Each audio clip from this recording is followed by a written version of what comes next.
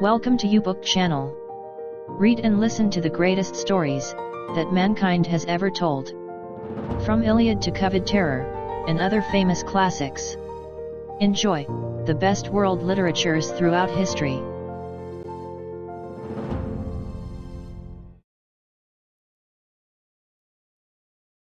Copyright 2021. By Jerry Ducatis. All rights reserved. The Project Gutenberg ebook of A Tale of Two Cities, A Story of the French Revolution. By Charles Dickens.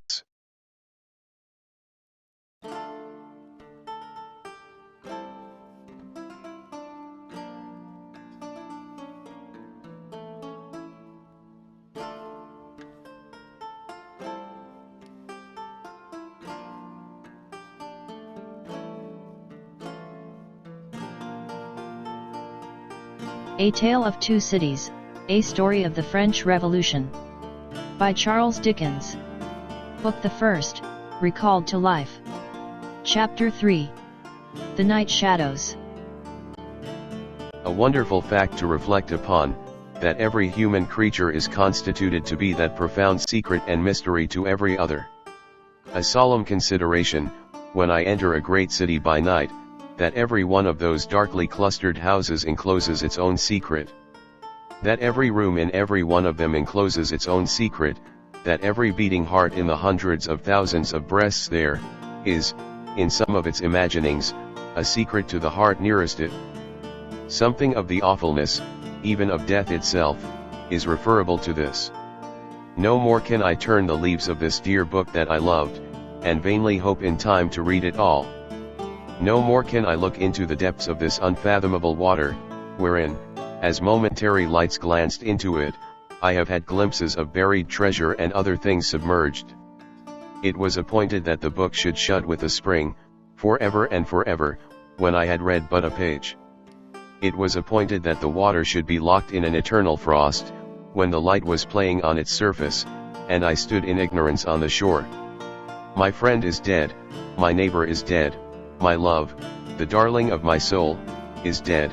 It is the inexorable consolidation and perpetuation of the secret that was always in that individuality, and which I shall carry in mind to my life's end. In any of the burial places of the city through which I pass, is there a sleeper more inscrutable than its busy inhabitants are, in their innermost personality, to me, or than I am to them?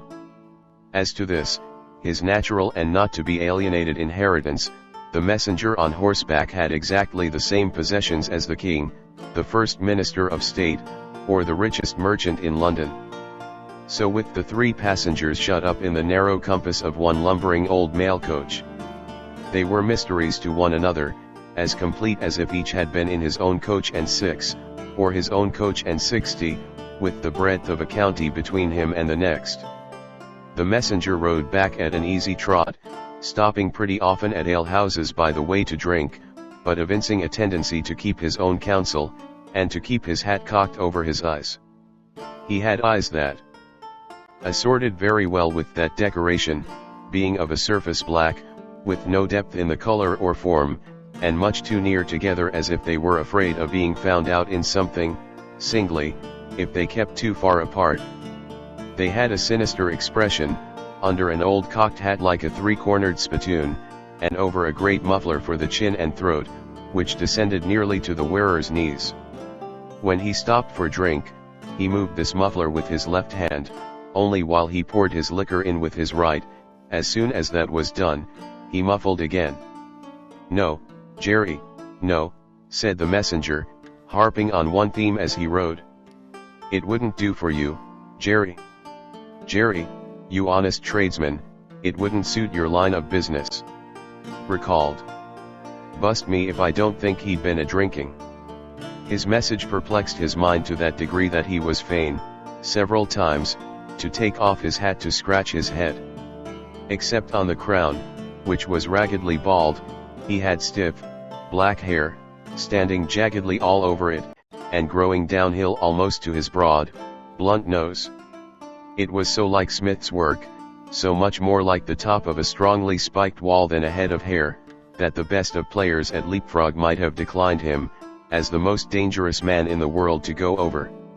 While he trotted back with the message he was to deliver to the night watchman in his box at the door of Tellson's Bank, by Temple Bar, who was to deliver it to greater authorities within, the shadows of the night took such shapes to him as arose out of the message, and took such shapes to the mare as arose out of her private topics of uneasiness. They seemed to be numerous, for she shied at every shadow on the road. What time, the mail coach lumbered, jolted, rattled, and bumped upon its tedious way, with its 3 fellow inscrutables inside. To whom, likewise, the shadows of the night revealed themselves, in the forms their dozing eyes and wandering thoughts suggested. Tellson's Bank had a run upon it in the mail.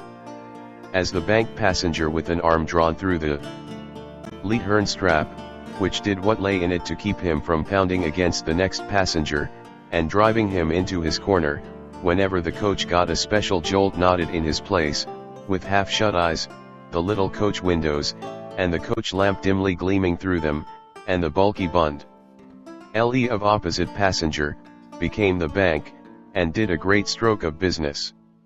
The rattle of the harness was the chink of money, and more drafts were honored in 5 minutes than even Tellson's, with all its foreign and home connection, ever paid in thrice the time.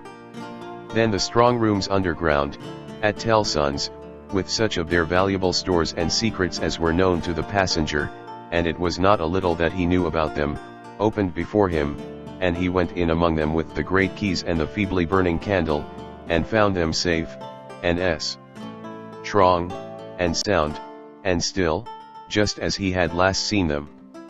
But, though the bank was almost always with him, and though the coach, in a confused way, like the presence of pain under an opiate, was always with him, there was another current of impression that never ceased to run, all through the night.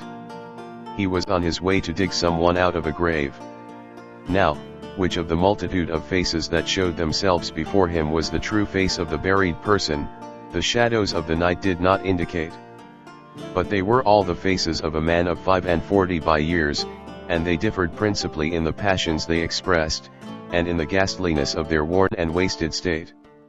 Pride, contempt, defiance, stubbornness, submission, lamentation, succeeded one another.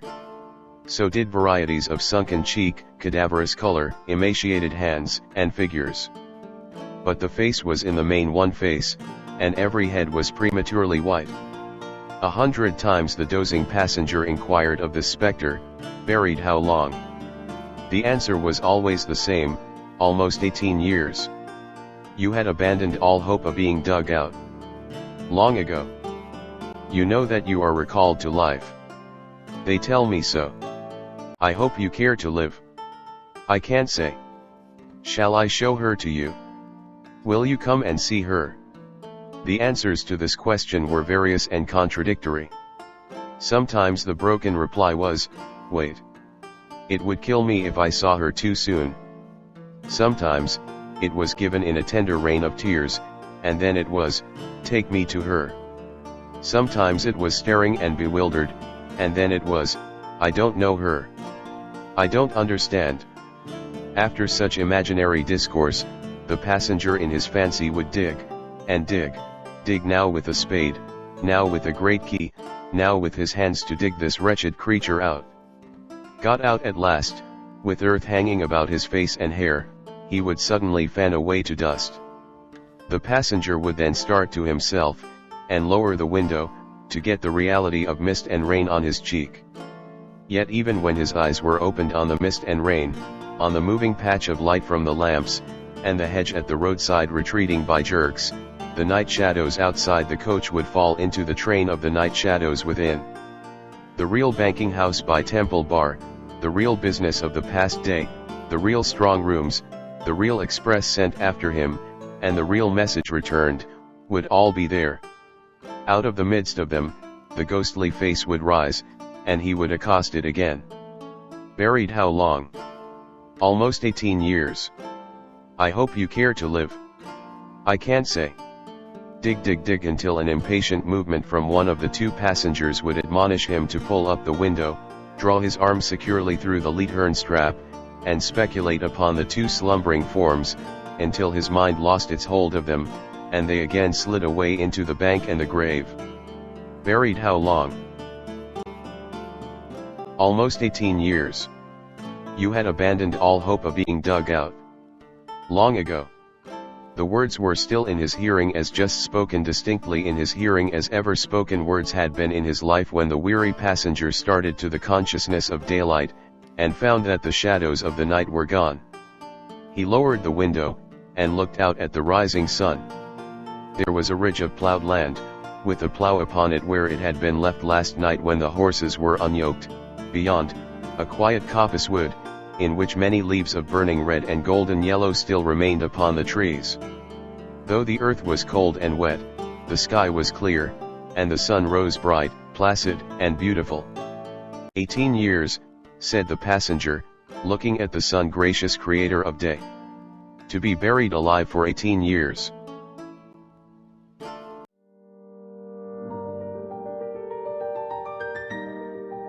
Thank you for watching. Write in the comments section for your request as to what book, usually from Project Gutenberg, you want us to feature in YouBook channel. Click like to boost the rating of YouBook channel, make a comment for us for the improvement of our services, and share this video to your friends, with the copyright intact. Please click subscribe, and hit the bell button to be notified of new uploads from YouBook channel.